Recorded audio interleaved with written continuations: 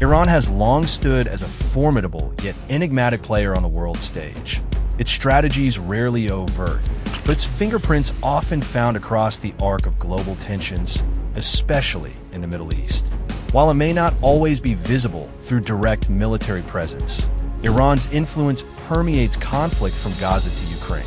It operates as a grand strategist rather than a frontline actor, shaped not just by modern politics, but by a deeply entrenched historical consciousness and civilizational pride. The Islamic Republic's foreign policy is forged at the intersection of ancient imperial memory, religious ideology, and modern strategic anxieties.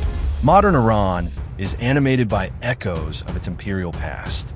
From the Achaemenid dynasty to the Sassanid Empire, Persian civilization once stretched from the Indus Valley to the Mediterranean Sea.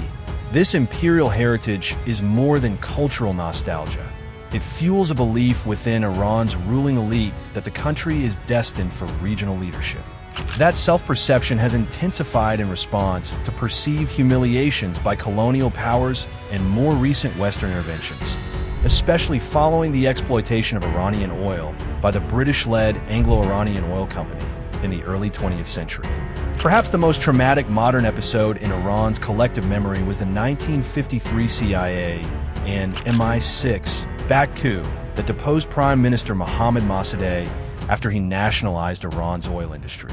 As declassified documents confirm, the West's role in orchestrating Mossadegh's downfall and reinstalling Shah Mohammad Reza Pahlavi marked a pivotal moment of betrayal.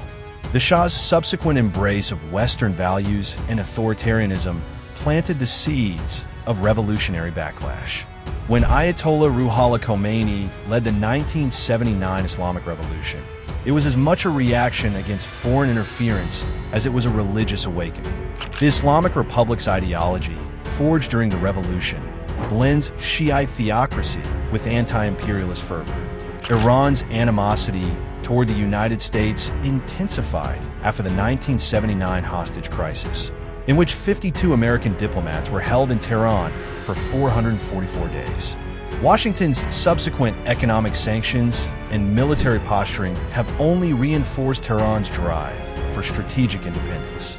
Rather than competing with conventional power, Iran adopted asymmetric warfare, building a network of proxy militias and ideological allies across the Middle East to expand its sphere of influence without direct confrontation. Qasem Soleimani, the late commander of the IRGC Quds force, was the chief architect of Iran's regional entrenchment strategy. Under his leadership, Iran deepened its ties with Hezbollah in Lebanon, the Houthis in Yemen, Shiite militias in Iraq, and Hamas in Gaza. His assassination by a U.S. drone in Baghdad in 2020 sparked widespread outrage in Iran. The New York Times reported that Soleimani had become not only a military tactician, but also a symbol of Iran's resistance doctrine. In retaliation, Iranian-backed groups launched over 170 attacks on U.S. bases in Iraq and Syria between late 2023 and early 2024, according to Pentagon officials. Iran's support for Bashar al-Assad in Syria, despite his secular rule, underscores Tehran's pragmatism. The Syrian civil war allowed Iran to challenge Saudi and Western influence while creating a corridor of allied forces stretching from Tehran to the Mediterranean. This strategic alignment is not always sectarian.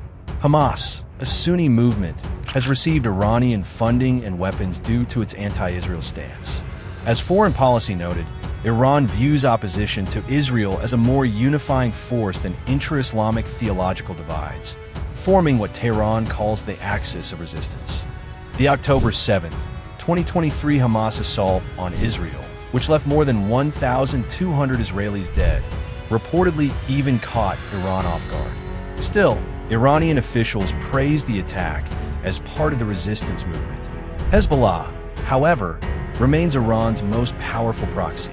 With an arsenal of over 150,000 rockets aimed at Israel, according to the Carnegie Endowment for International Peace, Hezbollah serves as a strategic deterrent.